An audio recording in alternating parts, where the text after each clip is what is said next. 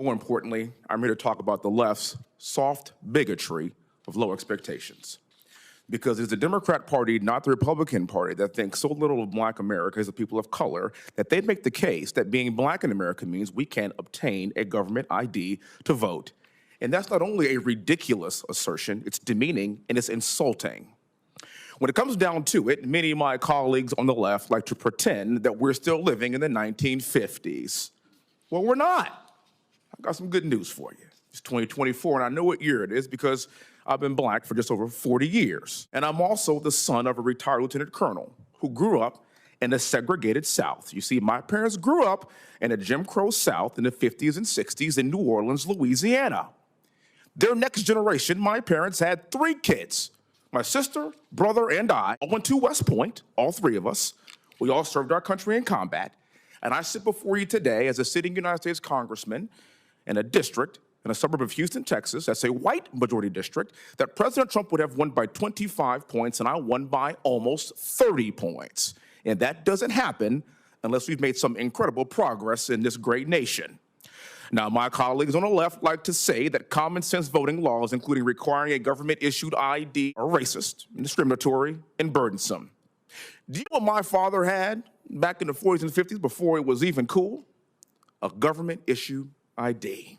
And continuing in his footsteps, I too have multiple government-issued IDs, and while that might be shocking to many people in this country, you may ask, how's that happen? It's very simple.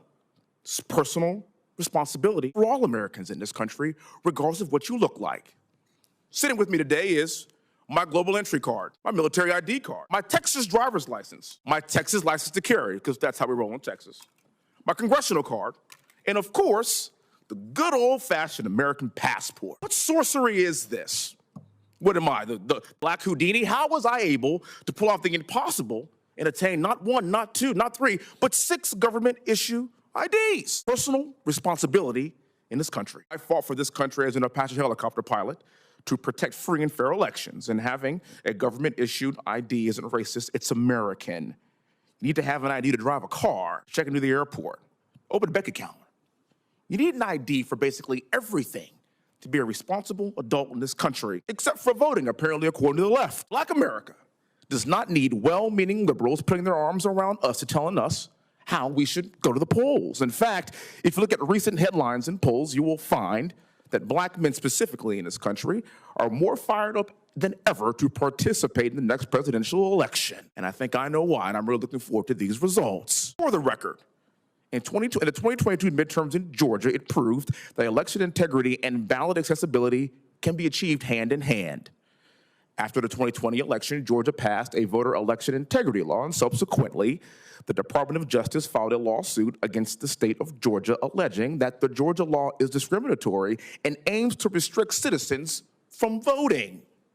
President Biden even called this law, and I quote, Jim Crow 2.0. Really? In my humble opinion, referencing Jim Crow for common sense election integrity laws is offensive to those who actually experienced Jim Crow, like my parents and their parents before them. In fact, the law wasn't discriminatory at all, because in the 2022 midterms, Georgia voters shattered voter turnout records across the state.